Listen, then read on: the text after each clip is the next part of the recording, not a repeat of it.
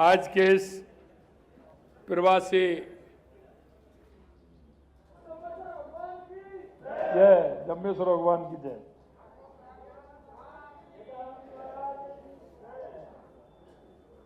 आज के इस प्रवासी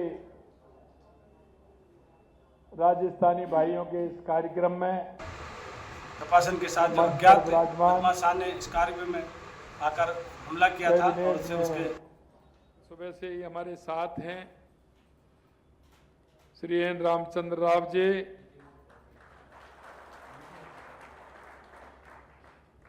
हमारे पूर्व विधायक जिनका उद्बोधन आपने सुना।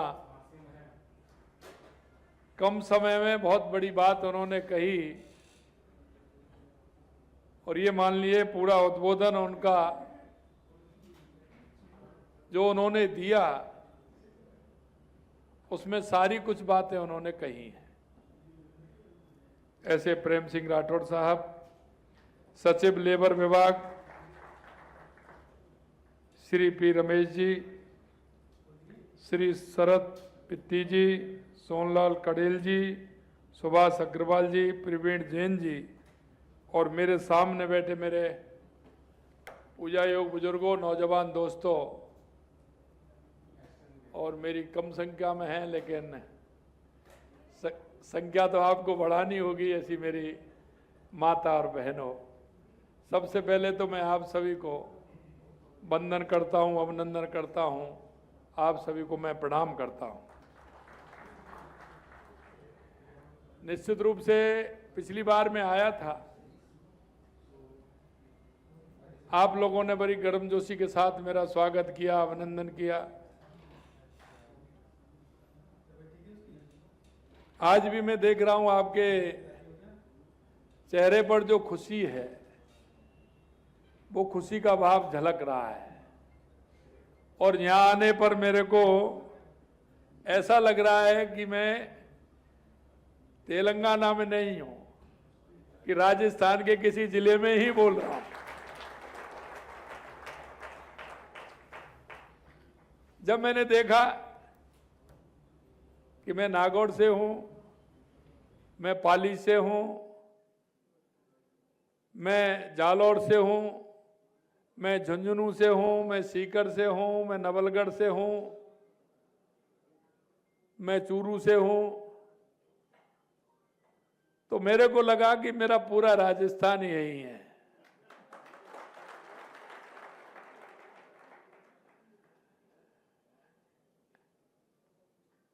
निश्चित रूप से मेरे को देश के विभिन्न प्रदेशों में जाने का मौका मिला है और दूसरे देशों में भी जाने का मौका मिला है। सबसे पहले तो मैं आपको इस बात के लिए धन्यवाद देना चाहता हूं कि आपके मन के अंदर से जो राजस्थान की मिट्टी की खुशबू, उसके जो संस्कार, उसके जो विचार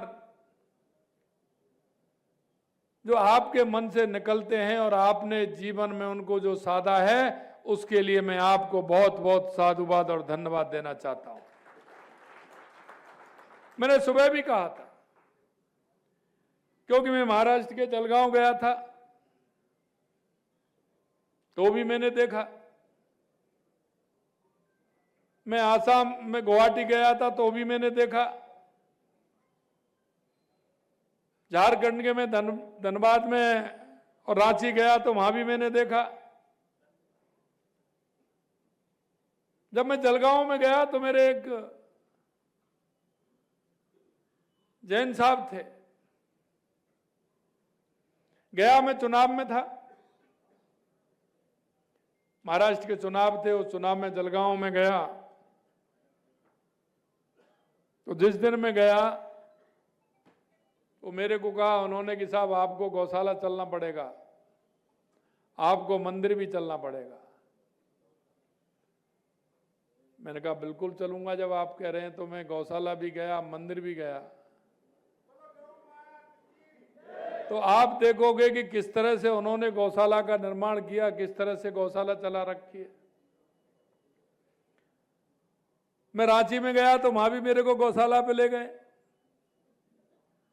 और गौशाला के अलावा जो खाटू श्याम जी का जो उन्होंने मंदिर बनाया उसके दर्शन कराए, तो मैंने मन में सोचा कि मैं तो वास्तव में ही खाटू श्याम में आ गया, इतना बढ़िया मंदिर उन्होंने बना रखा।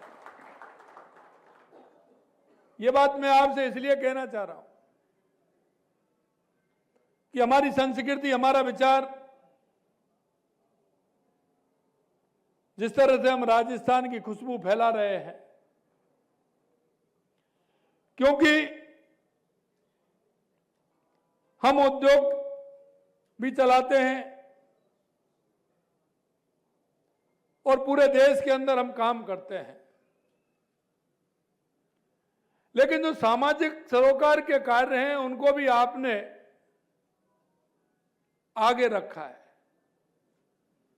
जब मैं जाता हूं तो मैं देखता हूं कि शिक्षा के क्षेत्र में भी आप आगे हैं, चिकित्सा के क्षेत्र में भी आप आगे हैं, कहीं अगर धर्मशाला का निर्माण कराना है तो उसमें भी आप आगे हैं, कहीं गौशाला का निर्माण होना है तो उसमें भी आगे हैं, कहीं शमशान घाट को सुधार के ठीक करना है तो उसमें भी आप आगे हैं, कहीं अगर धर्मशाला का निर्माण कराना है तो उसमें भी आप आगे हैं, कहीं गौशाला का निर्माण होना है तो उसमें भी आगे हैं, कहीं शमशान घाट को सुधार के ठीक करना है तो उसमें भी आप आगे हैं। शादी के बाद बच्चों को लेकर के जाते हैं या कोई भी कार्यक्रम होता है उसमें जाते हैं, देवी माँ के दर्शन करने के लिए जाते हैं, देवताओं के दर्शन करने के लिए जाते हैं, तो गांव वाले भी आपको कुछ ना कुछ बताते हैं, तो गांव वाले बताते हैं तो उस काम में भी आपकी सहभागिता बढ़ चढ़ के रहती है। इसके लिए मैं धन्यवाद देता हूं। जहां भी मैं जाता हूं मैं देखता हूं ये किसने बनाया। आज भी कम से कम मेरे पास 40-50 ऐसे निमंत्रण हैं कि साहब हमारे ये बॉम्बे रहते हैं, इन्होंने बनाया है, इनका उद्घाटन करना है, हैदराबाद रहते हैं, उन्होंने बनाया, उसका उद्घाटन करना है, बेंगलोर रहते हैं, उनको करना है, आसाम रहते हैं, वो बना के गए, उसका उद्घाटन करना है। जहां भी कोई व्यक्ति कहता है कि मेरे अस्पताल नहीं है तो अस्पताल बना देते हैं, जहां कहते हैं कि शिक्षा के लिए बढ़िया स्कूल चाहिए वहां भी यह बना देते हैं। ये मैं प्रवासी भाइयों को कह रहा हूं।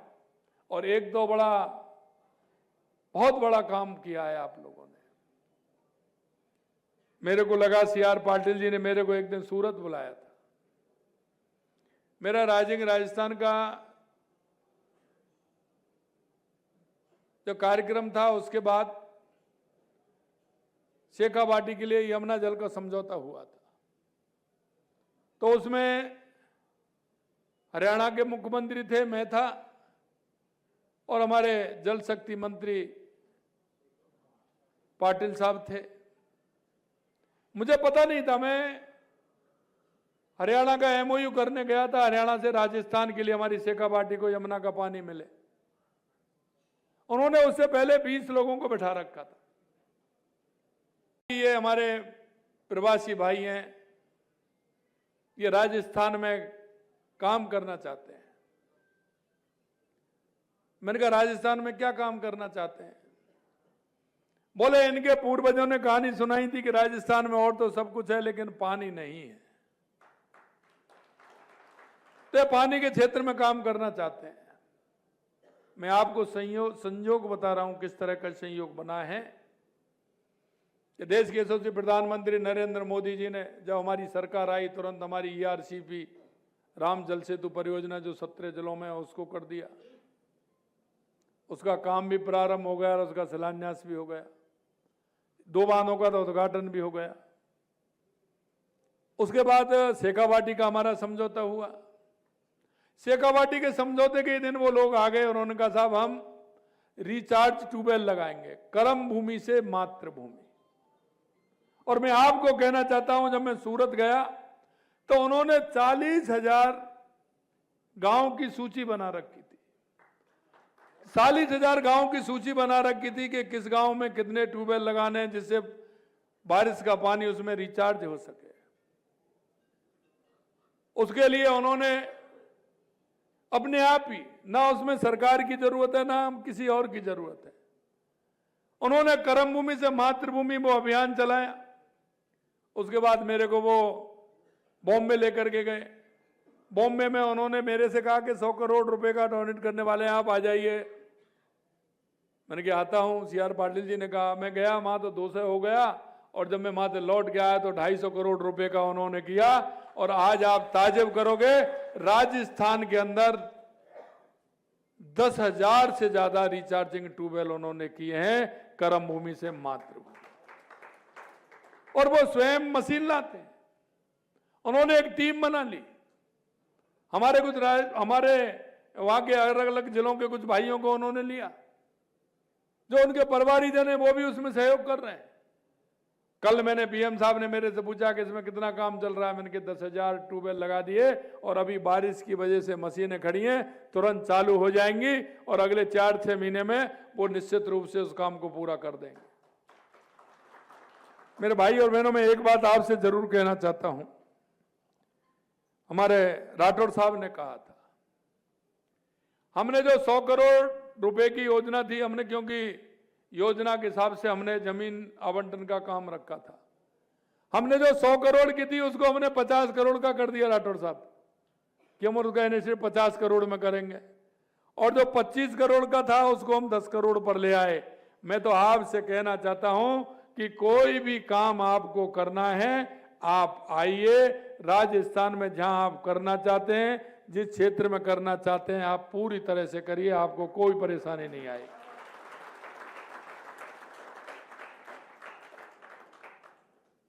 राजस्थान के अंदर बहुत संभावना है, बहुत संभावना है, हर क्षेत्र में संभावना है। अभी मैंने 10-15 दिन पहले शेखावाटी की एक मीटिंग ली थी। हमारे जितनी हवेलियां हैं उनके ऑनरों को बुलाया मैंने, जितने होटल वाले हैं उनको मैंने वहां बुलाया, जितने होटल खोलना चाहते हैं उनको मैंने वहां बुलाया। मैंने उनसे कहा कि जो हमारा डोमेस्टिक जो टूरिस्ट है वो सबसे ज्यादा हमारा चूरू, सीकर और झुंझुनू में आता है, क्योंकि शाकंभरी माता वहां है, खाटू श्याम जी वहां है, सालासर जी वहां है, जीड़ माता वहां है, तो सबसे ज्यादा टूरिस्ट आता है। हमने कहा जो हमारे पुराने जो हवेली बनी हुई है, हमारे सेठों की हवेलियां हैं, उनमें ताले लग रहे हैं। मैं आपसे भी कहना चाहता हूं, ऐसे आपके संपर्क में हो जो जिनके हवेलियां हैं और जो आज किसी काम की नहीं आ रही हैं, वो जर्जर हो रही हैं। देखो मेरे भाई और बहनों, वो आपकी धरोहर है, हमारी आपकी वो धरोहर है। वो हवेलियां आप नहीं बन सकती। पैसा हो सकता है किसी के पास, लेकिन हवेलियां नहीं बन सकती। इसलिए मैं कहना चाहता हूं, हमारे प्रधानमंत्री जी कहते हैं कि विकास और विरासत साथ साथ चलने चाहिए। हमने उन हवेलियों को, तीनों जिलों को हमने निर्देशित किया है, बीकानेर सहित 4 जिलों को, कि कोई भी हवेली को बिना परमिशन के उसको तोड़ेगा नहीं और कोई उसको नुकसान नहीं पहुंचाएगा। ये हमने सभी से कह दिया।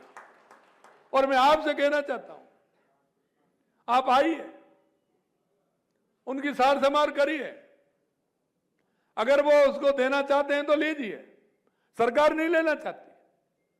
सरकार उनमें पूरी तरह से सहयोग करते हुए उस विरासत को बचाना चाहती है, जिसमें अगर सरकार का भी सहयोग होना है तो सरकार उस सहयोग की भी सरकार अपने आप करेगी, जिससे उनको, हमारी विरासत को हम बचा पाए।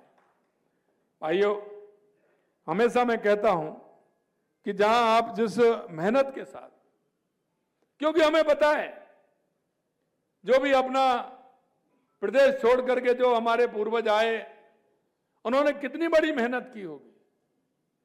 सही कह रहे थे राठौर साहब, उनका दिन रात मेहनत, पसीना बहाना ऐसे ही खड़ा थोड़ी हो गए। आपका जो सामर्थ्य है, आपकी ईमानदारी, आपकी मेहनत है, उस मेहनत ने आपको इस मुकाम पर पहुंचाने का काम किया है। हमने दिन देखा ना रात देखा, हमारे पूर्वजों ने दिन रात मेहनत की। मैं बंगाल गया था, कलकत्ता में था, तो वहां मजाक हो रही थी। मजाक क्या हो रही थी कि वहां जैसे ही सुबह दुकान 8 बजे खुलती है बंगाल के अंदर, और 12 बजे 1 बजे बंद कर देते हैं। वो 1 बजे बंद कर देते हैं, भले 10 ग्राहक खड़े रहते हैं, वो अपनी शटर डाउन करके वो चले जाते हैं, आराम से खाना खाते हैं और फिर 5 बजे जगते हैं, चाय पीते हैं, मूढ़ी क्या कहते हैं, मूढ़ी खाते हैं और उसके बाद 6 बजे दुकान खोलते हैं, 8 बजे फिर बंद कर देते हैं। मेरा एक राजस्थानी भाई था, वो कह रहा था साहब ये तो इनका काम है। मैंने आपका काम क्या है? हमारा काम ये है कि हम इनसे 2 घंटे पहले दुकान खोलते हैं, दिन में हम बंद नहीं करते हैं, खाना साथ लेकर के आते हैं, नहीं कोई देने दे करके जाता है, और हम शाम को 9 बजे 10 बजे दुकान बंद करके भी अगर हम घर पहुंच जाते हैं और फिर कोई हमारा दुकान का नंबर उस पर लिखा होता है, अगर कोई रात को भी ग्राहक आता है और वो फोन करके कहता है कि मुझे सामान चाहिए, तो रात में वापस जाकर के सामान दे करके आते हैं। अरे भाई जो मेहनत करेगा फिरेगा वो तो चलेगा, जो मेहनत करेगा उसको तो फायदा मिलेगा। तो हमें पता है कि आपने जिस तरह से हमारे पूर्वजों ने मेहनत करके अपना स्थान बनाया है, और यह गर्व होता है हमें कि पूरे देश के अंदर जहां पूरे देश के अंदर जाते हैं, वहां जब हम मारवाड़ी भाइयों का जलवा देखते हैं और जब नजर किसी बड़ी बिल्डिंग पर पड़ती है और जब हम पूछते हैं कोई बात होती है तो वो तो किसकी है, वैसा ये मारवाड़ी की है, तो मन प्रफुल्लित होता है।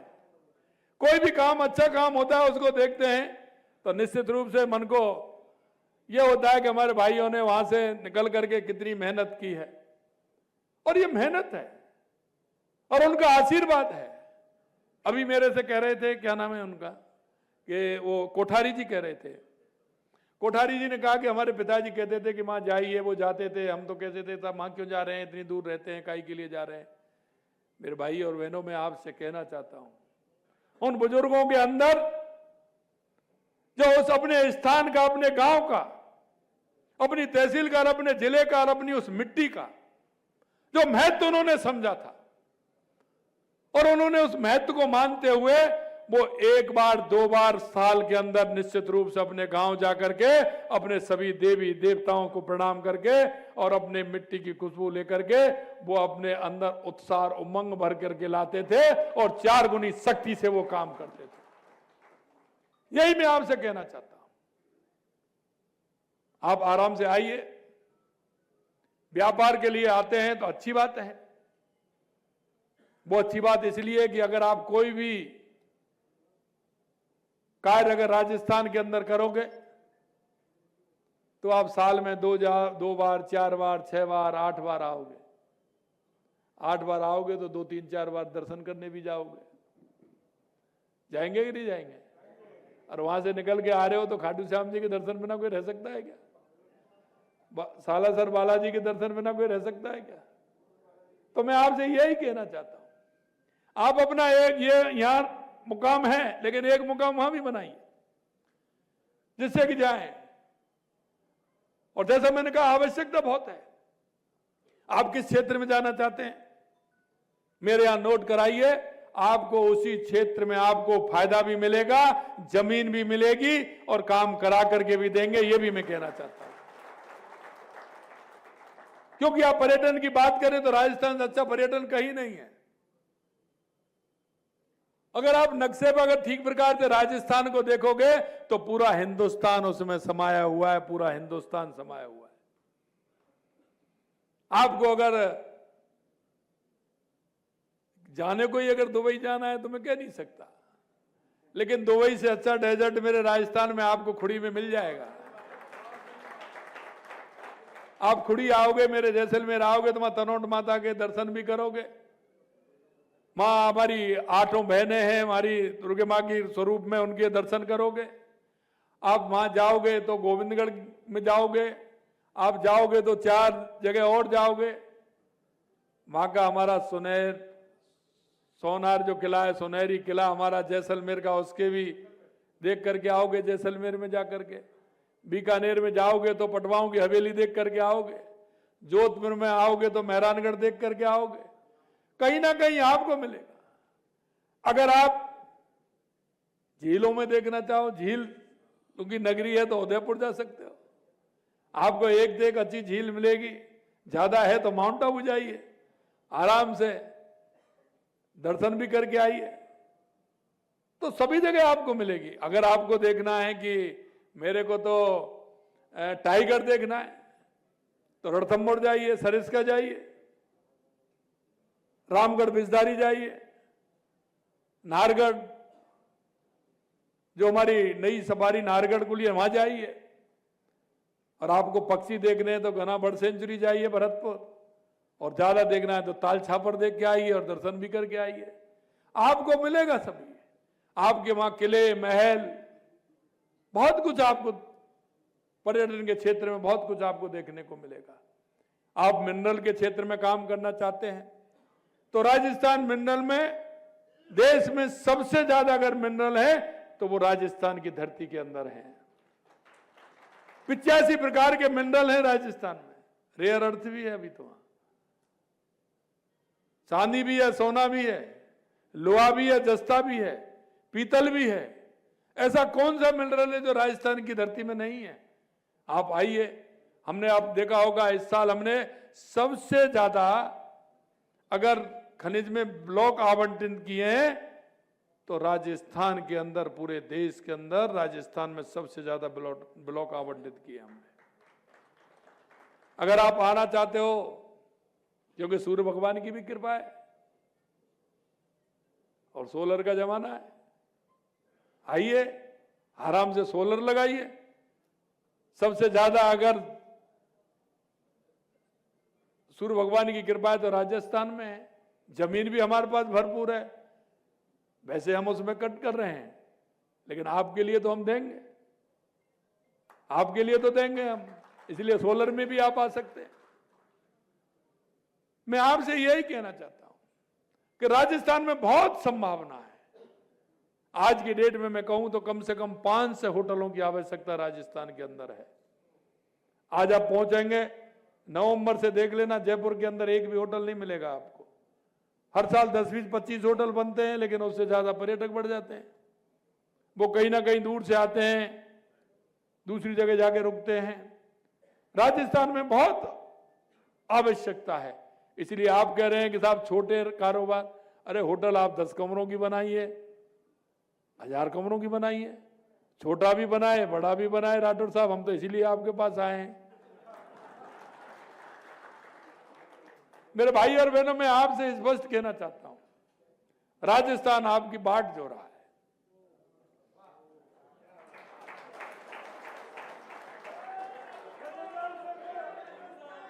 आप बदलते हुए राजस्थान की, क्योंकि आपने अभी देखा हमने 9 ग्रीन फील्ड नए निकाल रहे हैं, 9 ग्रीन फील्ड नए। अभी आपने देखा हमने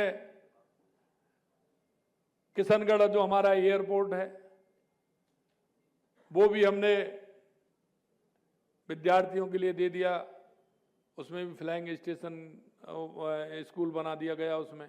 अभी मैं परसों उद्घाटन करके आया हूं भीलवाड़ा के हमीरगढ़ में, 8 क्राफ्ट पहुंच गए, ट्रेनिंग स्कूल वहां बना दिया। अगली बार आओगे तो सीकर में भी आपको हवाई जहाज उड़ते हुए दिखेंगे, वो भी ट्रेनिंग इंस्टीट्यूट बना दिया हमने। उससे बाहर आओगे तो झुंझुनू भी मिल जाएगा। लगातार आप देखिए राजधानी। अगली बार जब मैं कहता हूं कि अगली बार आपकी यात्रा और सुगम होगी, वो 3 घंटे में पहुंच रहे हैं, 1.5 घंटे से यहां से पहुंचेंगे। खाटू श्याम में आपको 45 मिनट और लगेंगे। जयपुर से सीधे हेलीकॉप्टर से आपको खाटू श्याम ले जाएंगे, सालासर जी आपको ले जाएंगे। आपके काम की, आपके समय की बचत के लिए ये हो रहा है बुरा, क्योंकि आप अपने कारोबार में से कितना समय निकाल सकते हैं वो अपनी घड़ी में लिख लीजिए। आप बता दीजिए कि साहब हमारे पास इतना समय है, हम आपको राजस्थान के लिए 4 घंटे दे सकते हैं, तो हम 4 घंटे का आपको टाइम टेबल बना करके दे देंगे। आप 4 घंटे आप दीजिए जाने और आने के, यहां से तो हम वो भी दे देंगे आपको। ये आधा घंटे में दर्शन करा के आपको वापस छोड़ देंगे, क्योंकि आप जाइए दर्शन करके आइए, तुरंत हवाई जहाज से जाएंगे, 1.5 घंटे तो वहां तक लगेंगे, आधा घंटा आपको वहां लगेगा, आधा घंटा आने में लगेगा, 1.5 घंटा आने में लगेगा। ये भी हम कर रहे हैं, लेकिन वो आपको ग्रुप बनाना पड़ेगा। आप कहेंगे अकेले के लिए आ जाओ, अकेले के लिए नहीं होगा, आपको ग्रुप बनाना पड़ेगा। हम वो भी कर रहे हैं कि एक ग्रुप बना करके 50-40 लोगों का ग्रुप बनाए, एक हवाई जहाज आपका यहाँ से हैदराबाद से सीधा जयपुर जाए, जयपुर से वो लोग वहां से जाएं और तुरंत वहां से हम सीकर को जो हमारा एयर स्ट्रिप है उसको हम बढ़ा करके ऐसा बनाना चाहते हैं कि उसमें हमारे 30, 35, 40 का हमारा हवाई जहाज वहां उतर जाए, जिससे तुरंत दर्शन करके और हमारे लोग वापस आ जाए। हम कोशिश कर रहे हैं, लेकिन हमारी कोशिश जब कामयाब होगी जब आपका मन ठीक प्रकार से होगा और आप उस पर ध्यान देंगे और आप ये कहेंगे कि मेरी राजस्थान की खुशबू पूरी दुनिया में जानी चाहिए। तो मैं कहता हूं कि अगर मेरे प्रवासी भाइयों ने ठान लिया तो निश्चित रूप से राजस्थान की खुशबू पूरी दुनिया में जाएगी। आज मेरे से कह रहे थे जब मेरा कार्यक्रम तय हो गया, मेरे नवरात्र आ गए, तो मेरे सभी पूछ रहे थे कि साहब आप नवरात्रा में कैसे जाओगे, आप तो जाते नहीं है। मैंने कहा मेरा ये काम राजस्थान वासियों का है, प्रवासी भाइयों के लिए नवरात्रा है, तो भी मैं जाऊंगा, इसलिए कार्यक्रम आगे नहीं बढ़ाऊंगा। मेरे से कहा था कि साहब कार्यक्रम आगे बढ़ा लीजिए। मैंने कहा नहीं, मैं जिस दिन कार्यक्रम दे दिया उसी दिन मैं जाऊंगा। मेरे भाई और बहनों, मैं इतना कहना चाहता हूं आपसे, चर्चा करने को तो बहुत हैं, लेकिन आपके यहाँ आप भी आइए और आपके जो सहपाठी हैं, आपके यहाँ काम करते हैं और आपके काम करते बहुत लोगों से आपकी दोस्ती और मित्रता हो गई है, और हम चाहते हैं कि उन लोगों को भी लेकर के आइए, वो भी आए, वो भी अपना काम एक तेलंगाना में करें तो एक राजस्थान में भी अपना काम डालें। और मैं हमेशा प्रवासी राजस्थानी भाई हमारे जो होते हैं, मैं एक ही बात उनसे कहता हूं हमेशा कि आपके मन में जो राजस्थान के प्रति जो आपका लगाव, जो प्यार वो है, वो ऐसा ही रहना चाहिए। क्योंकि आपने देख लिया कोरोना के समय हमारे पुराने जो घर थे ना वो सब खुल गए। खुले कि नहीं खुले? गांव में आप कौन कौन गए थे कोरोना के समय पे? आप में से गए कि नहीं गए? देखो इतने गए, कितने गए कोरोना के समय पे? ये गांव पहुंच गए वापस, गए कि नहीं गए? इसलिए मैं कहना चाहता हूं उस हवेली को, घर को, उसको दुरुस्त रखिए और वहां आप जब वो सही होगा तो आप जाओगे तो राजस्थान के लिए उससे भी फायदा मिलेगा। एक मैं अंत में इतना कहना चाहता हूं कि लगातार हम काम कर रहे हैं और मैंने जैसा बताया, मैंने 100 करोड़ से घटाकर 50 करोड़ कर दिया, 50 करोड़ से घटाकर 10 करोड़ कर दिया। तो इसमें आपके छोटे जो इन्वेस्टर हैं उनको भी सुविधा मिलेगी और अपना काम वो कर सकेंगे।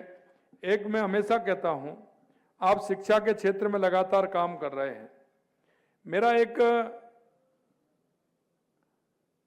विशेषकर शिक्षा के प्रति मेरा एक उद्देश्य रहता है कि कुछ भाई हमारे ऐसे होते हैं, हमारे कई लोग जो बाहर कमाने खाने जाते हैं, उनके बच्चों के लिए आवश्यक है। तो मैंने हर साल, पिछली बार भी 5 हॉस्टल मैंने खोले थे और इस बार भी 4-5 हॉस्टल हमने खोले हैं कि जो बाहर कमाने चले जाते हैं तो उनके बच्चों की पढ़ाई बाधित होती है। हम उसके लिए भी काम कर रहे हैं, जिससे कि वो खाने कमाने के लिए वो बाहर जाते हैं। अगर जब आप लोग वहां आओगे तो उनको बाहर जाने की तकलीफ नहीं होगी। वो आप जो काम करोगे, वो आपके सहयोग में काम करने के लिए वो तैयार रहेंगे, तो वो अपने बच्चों को भी ठीक प्रकार से पढ़ा सकेंगे, उनको भी वो रख सकेंगे। इसलिए मैं कहना चाहता हूं कि अब हम हॉस्टल जो उनके लिए बना रहे हैं, वो हॉस्टल भी हमें आगे इसलिए बनाने नहीं पड़ेंगे कि आप लोग वहां आओगे तो उनको रोजगार मिलेगा, और रोजगार मिलेगा तो वो वहां रह करके अच्छा काम अपना कर सकेंगे।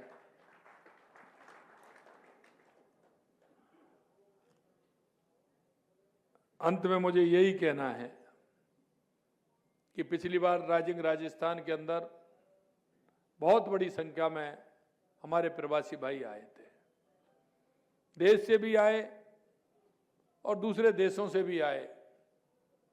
और जब मैं वहां गया तो उनका जो मन था, भाव था, निश्चित रूप से राजस्थान के लिए वो बहुत कुछ करना चाहते हैं और उन्होंने किया है।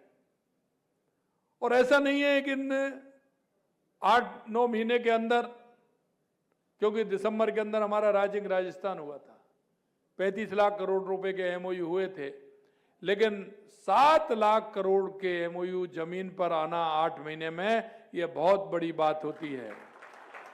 ये जो काम हुआ है ये आपके बिना नहीं हुआ है। ये वही लोग हैं जिन्होंने मन से काम किया और उनको तुरंत जमीन देकर के उन्होंने काम प्रारंभ कर दिया अपना। 34,000 हेक्टेयर हमने पिछले दिनों में दिए सोलर के लिए।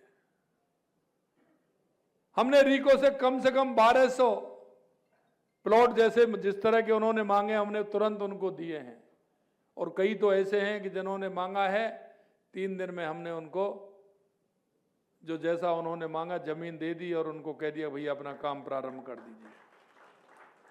भाई और बहनों, मैं इतना कहना चाहता हूं, आपकी मातृभूमि आपको पुकार रही है, केवल उद्योग में निवेश के लिए नहीं बल्कि लोगों के समुदाय और आने वाली पीढ़ियों में निवेश के लिए। आइए हम सब मिलकर एक ऐसा राजस्थान बनाएं जो अर्थव्यवस्था में समृद्ध हो और हर दृष्टिकोण से प्रगतिशील हो। और मैं इस बात को कह सकता हूं कि राजस्थान के अंदर जो पानी की कमी थी उसको भी हमने पूरा किया है, और हम जब पूरा कर रहे हैं तो बंसीवाला भी हमारे ध्यान दे रहा है। और मैं यही कहना चाहता हूं, राजस्थान का आज एक भी बांध खाली नहीं है, पूरा पूरा लबालब है, सभी बांध भरे हुए हैं। और इतना है कि जितना पानी निकाला है हमने, जितना पानी अब की बार हमने निकाला है, करीब कितने 66% वर्षा ज्यादा हुई है, 70% ज्यादा हुई है। 66% वर्षा और बार से ज्यादा, पिछली बार भी भरे थे, पिछली बार भी 30-35% वर्षा ज्यादा हुई, अब की बार डबल कर दिया, सभी बांध भरे हुए हैं। आप जिस मरु राजस्थान की बात करते हैं वो अब मरु राजस्थान नहीं है, वो हरियाला राजस्थान बन रहा है, हरियाला राजस्थान बन रहा है। इसलिए मैं कहना चाहता हूं, यहां भी कई काम बहुत बड़े बड़े हैं। हाईटेक सिटी है, अभी मैं देख करके आया, फार्मा की दृष्टि से भी यहां बहुत बड़ा काम है, और कई काम यहां अच्छे हैं तेलंगाना के अंदर, क्योंकि बेंगलोर और हैदराबाद आईटी सेक्टर में बहुत ज़्यादा आगे हैं। मैं आपसे ये भी कहना चाहता हूं, मैं उनसे मिला, उनसे भी मैंने कहा है हमारे युवाओं का मार्ग प्रशस्त हो, हम इस क्षेत्र में भी आए हैं। जहां आपको ऐसा लगता है कि मैं इस क्षेत्र में काम करना चाहता हूं, राजस्थान आपको बुला रहा है, आप आइए, वहाँ काम करिए। और आपको मैं जो 10 दिसंबर को होने वाला प्रवासी सम्मेलन है उसके लिए मैं आपको आमंत्रण करने के लिए आया हूँ, आपको पीले चावल देने के लिए आया हूँ, आपको निमंत्रण देने के लिए आया हूँ। आइए, आप राजस्थान पधारिए और राजस्थान में जो आप चाहते हैं वो करिए। राजस्थान आपकी बाट जो रहा है, पधारो हमारे देश। आप सभी ने बड़ी गंभीरता के साथ सुना और आपका मन मुझे दिख रहा है, मैं जिधर देख रहा हूं उधर चेहरा मुस्कुराता हुआ दिख रहा है मुझे। निश्चित रूप से मेरे को इससे बहुत ऊर्जा मिलेगी, बहुत ऊर्जा मिलेगी। अंत में मैं यही कहूंगा कि आपने जो राजस्थान की मिट्टी की खुशबू फैला रखी है मेरे भाई और बहनों, उसको बनाए रखना। हमारे राजस्थानी भाई की जो संवेदना है हर व्यक्ति के प्रति, उसको बनाए रखना। हमारी मिट्टी से जो प्यार है, दुलार है, हमारी जो संस्कृति है, हमारा जो विचार है, उसे सजो करके रखना। वो ही हमारी ताकत है, वो ही हमारी पूंजी है कि जहां भी हम जाते हैं लोग हमारा सम्मान करते हैं। वो इसलिए करते हैं कि ये हमारी संस्कृति, हमारे विचार में है। इसको अगर हम बना के रखेंगे तो निश्चित रूप से राजस्थान दुनिया का सिरमौर बनेगा, और सिरमौर बन करके राजस्थान की अच्छाइयां आपको दिखेंगे। इतना ही मैं कहना चाहता हूं। आप सभी को बहुत बहुत धन्यवाद। जय हिंद, जय भारत, जय राजस्थान।